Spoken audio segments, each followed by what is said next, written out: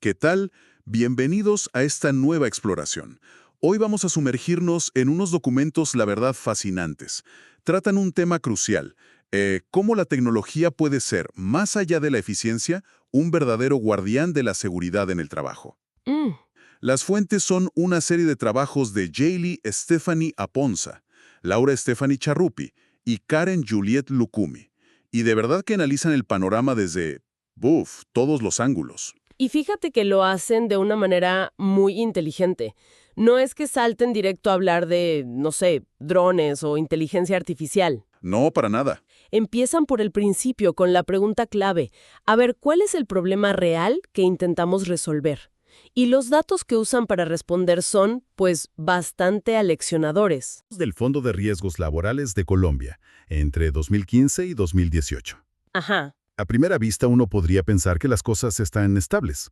Los accidentes presuntos, por ejemplo, no variaron mucho. Cierto, pero Ahí está el truco. Exacto, porque cuando escarbas un poco, la historia cambia. y cambia drásticamente. Lo que el análisis revela es que los accidentes calificados, o sea, los que se confirman oficialmente como laborales, Sí, esos tuvieron un aumento constante, de entre el 5 y el 7% en ese periodo. que ya es una señal de alerta. Ya es una señal, pero el dato que realmente enciende todas las alarmas es el de las enfermedades laborales. Su crecimiento fue muy significativo. Y ese aumento, ese 5 a 7%, puede sonar a un número abstracto, pero si lo pensamos, detrás de cada punto porcentual hay miles de historias, de familias. Claro, no es solo un gráfico. Para nada. Las autoras conectan esto con algo muy tangible: el aumento en las pensiones por invalidez. Esa es la conexión clave. Muestran una correlación directa. Más accidentes graves, más personas cuya vida laboral se ve alterada para siempre. Y el impacto es doble. Totalmente. Un costo humano devastador y, por supuesto, una presión económica inmensa para todo el sistema. Lo que estos datos nos gritan es que el modelo de reaccionar después del accidente ya no es suficiente. Es que ya no da para más. Exacto. La urgencia de ser proactivos, de anticiparse, es innegable. De acuerdo. Entonces, el problema está claro, es urgente, pero la proactividad necesita un plan, ¿no? Y aquí entra otra de las fuentes que me pareció brillante: un plan de transformación de la cultura organizacional. Ah, eso es fundamental. Es que la clave es esa. No empiezan hablando de comprar tecnología.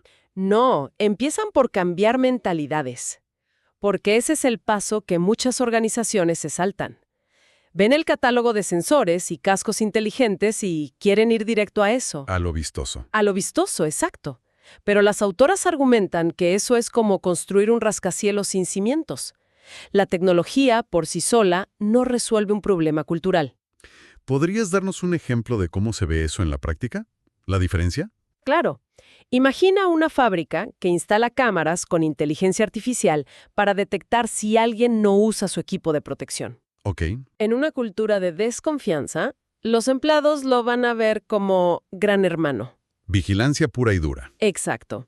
Buscarán cómo engañar al sistema, se sentirán resentidos y el liderazgo lo usará para castigar. ¿Y en el otro escenario? En una cultura de seguridad colaborativa, donde la gente confía en que el objetivo es cuidarlos, esa misma cámara se percibe como un asistente. Un par de ojos extra. Justo eso, unos ojos extra que ayudan a todos a volver a casa seguros. El liderazgo lo usa para entender por qué la gente no usa el equipo y solucionar el problema de raíz. Es la misma tecnología, pero con resultados opuestos. Entendido. Es cambiar el enfoque de la vigilancia al cuidado. Y eso necesita un plan. Ahora, dentro de esa estrategia, el campo de la seguridad y salud en el trabajo es enorme. Ellas deciden enfocarse en la seguridad industrial. Una decisión muy astuta, la verdad, les permite tener un mayor impacto. En lugar de dispersarse, apuntan al área donde los riesgos son más inmediatos y donde, como veremos, la tecnología tiene un efecto más espectacular. Y la forma en que lo justifican no es técnica, es profundamente humana. La resumen en 3 puntos. A ver. El primero, cuidar la vida y la integridad física. Pero recalcan que un accidente no solo afecta al trabajador, genera una onda expansiva en su familia, en sus compañeros. Ese efecto dominó que a menudo se subestima. Un accidente grave puede desestabilizar a toda una familia, generar trauma en los colegas. Nunca es un evento aislado. Exacto. El segundo motivo es la relevancia. Los riesgos físicos, mecánicos, las caídas, los golpes, siguen siendo de los más comunes. Sí, en muchísimos sectores. Y el tercer motivo es que ven a las nuevas tecnologías como las aliadas perfectas para este tipo de riesgos. Hay una frase en su justificación que se me quedó grabada. ¿Cuál? El objetivo final es que cada trabajador pueda regresar sano y salvo a su hogar al finalizar su jornada. Es así de simple y de poderoso. Y ese tercer punto es la transición perfecta. Ya establecieron el problema con datos, plantearon la solución estratégica con la cultura y ahora, con el foco puesto, nos presentan el arsenal de herramientas. Y aquí es donde la conversación se pone fascinante. Detallan tecnologías que parecen de ciencia ficción, pero ya se están usando. Empecemos por los dispositivos vestibles, los wearables. Que van mucho más allá de contar pasos, ¿eh?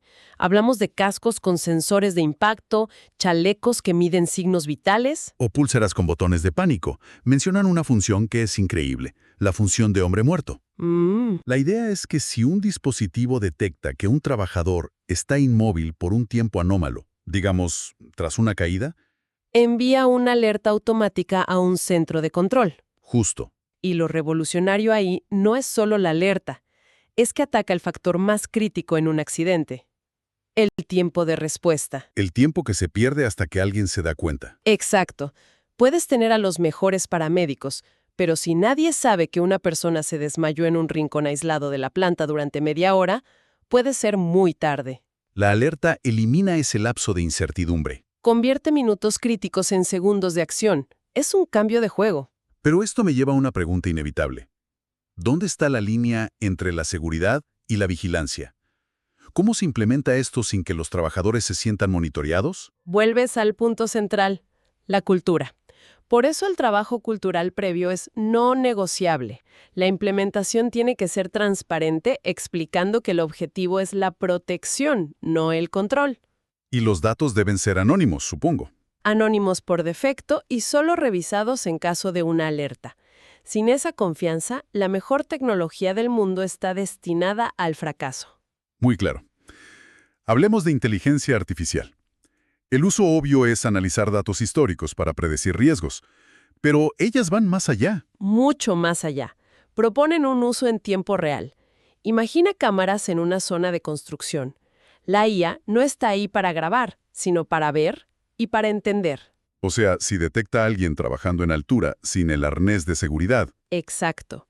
O a alguien entrando a una zona restringida sin casco, puede enviar una alerta instantánea al supervisor y al propio trabajador. estamos moviendo la prevención de ser algo que se hace revisando un informe una semana después a algo que ocurre en el segundo antes de que el accidente pase. Justo eso.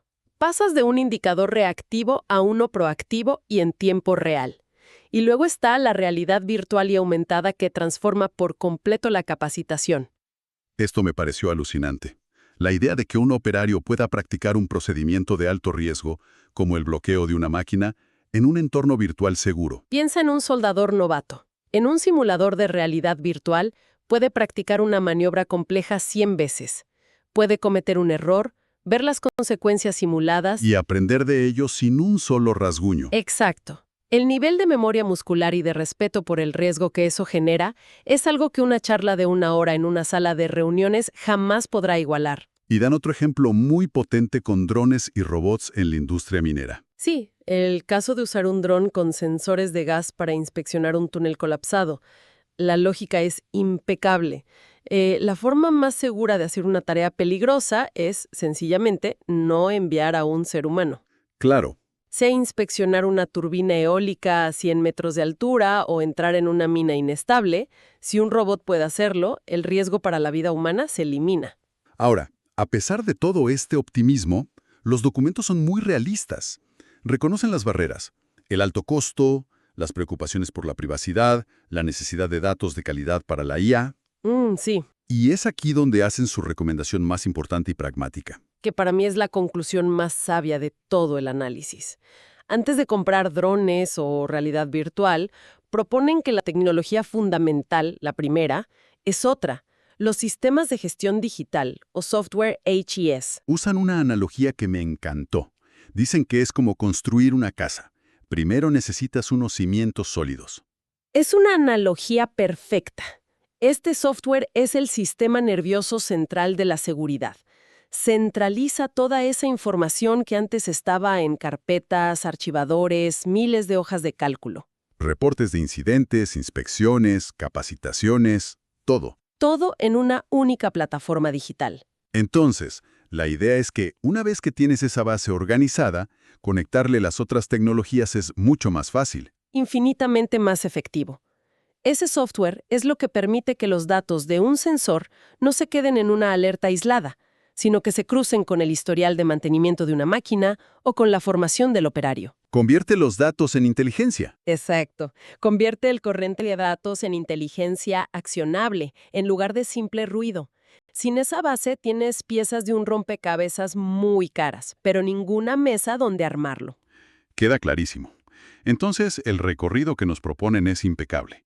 Se parte de un problema real, cuantificado, se establece que la solución empieza por las personas, por la cultura, se elige un campo de batalla estratégico y finalmente se despliega el arsenal tecnológico, pero con la recomendación de empezar por los cimientos. El mensaje final es que la tecnología no viene a reemplazar al juicio humano, sino a potenciarlo. Se convierte en la herramienta más poderosa que hemos tenido para cuidar a las personas.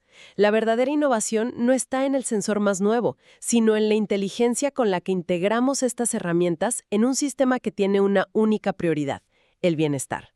Y eso nos deja con una reflexión final, una puerta que estos documentos abren. Se centran de manera brillante en predecir y prevenir los riesgos físicos. Ujú. La pregunta que me queda flotando es, si esta tecnología puede anticipar una falla mecánica o un riesgo de caída, ¿qué nos impide usar herramientas similares para empezar a anticipar y mitigar el agotamiento, el estrés crónico o los problemas de salud mental, que tantas veces son la causa invisible detrás de esos mismos accidentes visibles?